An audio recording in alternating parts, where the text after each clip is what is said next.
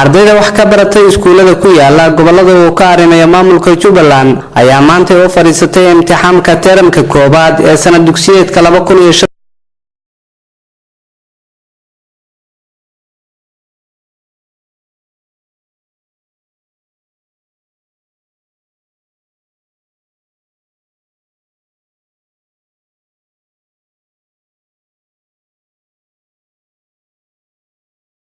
iskuulada ku yaala magaalada Kismaayo ayna u kurgalayeen imtixaanka ardayda isla markaana kula dardaarmay inay xoojiyaan halgankooda waxbarasho si ay mustaqbal wanaagsan u yeeshaan. Booqashada kadib waxa warbaahinta si wadajir ah ula hadlay agaasimaha waxbarashada Jubbaland Aways Jen iyo wasiirka arrimaha bulshada Jubbaland Macalin Maxamed Ibrahim waxaana hadaladooda kamid ahaa العالمين ثم صلاة والسلام على رسول الله أجمعين وصلى الله على محمد وعلى آله وصحبه وسلم. أما بعد إلهي بمهد اسكاله waxaan aad ugu faraxsanahay maanta inuu noo bilowdo imtixaankii teerabka koowaad ee sanad dugsiyeedka 2015-2016 imtixaanku wuxuu bilowday maanta oo ay taariikhdu tahay 12 saac markay saacadu ahayd ayuu dugsiyada Jubbooyinka oo dhan ka bilowday ilaa haddana wuu socdaa imtixaankii si wanaagsan loogu talagalay oo aad iyo aad u wanaagsan oo qurux badan ayuuna u socdaa. imtixaanka waxaa galaya maanta u fariisanaya 229 iskuul ayaa u fariisanaya imtixaanka 229 iskuul ayaa imtixaanka u fariisanaya. ardayda galaysa marka la qiimeeyo ama aan soo tiro koobnay waxay tahay 52,525 arday ayaa imtixaanka maanta u fariisanaysa oo diyaar oo haddaba u fadhida.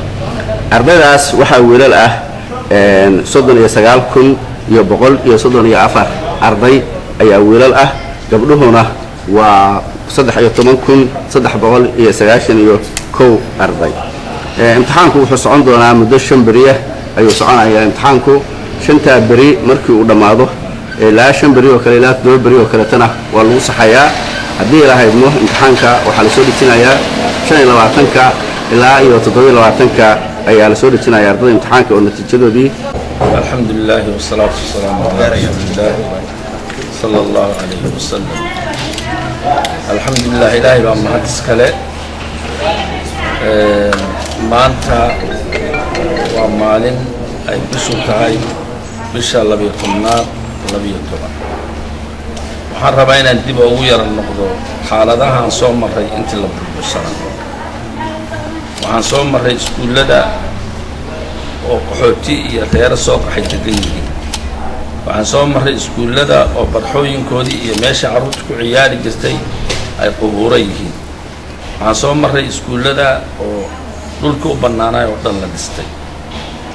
waxaan soo maray nolol aan la qiyaasi karin oo aad iyo aad u adag oo ruuxu soo xusuusta uu ka naxayo. ilaahay baan ku mahadinaynaa waan ka soo gudubnay noloshaas. maanta waxaan maraynaa nololtii hore ka duwan. ilaahay baana ku mahadinaynaa. iskuullada qaar baan soo kormeernay sida iskuulka Jubba iyo Faano. waxaan ku aragnay waxaan ku faraxno. waxaan ku aragnay arda niyad furan oo moraalkoodu dhisan yahay oo labisan oo imtixaanka galaysa qaarna diyaar u yihiin. waxaan ku aragnay macallimiin iyo maamulayaal heegan u ah waxbarashada inay ka shaqeeyaan. daraad ma jirin arrintaas. ilaahay baa mahad iskale. nolol cusub oo laakiin waxna ka dhiman yahay baa hadda la galay. ninkii wixii la soo maray 25 sano og waxay u tahay nolol cusub oo hadda bilaabatay oo laakiin inta kalena ay dhammaystirmayso. ninkii marka aad iyo aad baan arrintaas ugu faraxsanahay. wasaaradda iyo maamulayaasheeda iyo dad ka shaqeeya waxaan isku dayaynaa inaan waxbarashada aan xoojino oon tayayno haddii ilaahay raalli ka noqdo. Sabir Abdulqaadir Warsame, Sabir Honesty, telefishinka caalamiga ee Star magaalada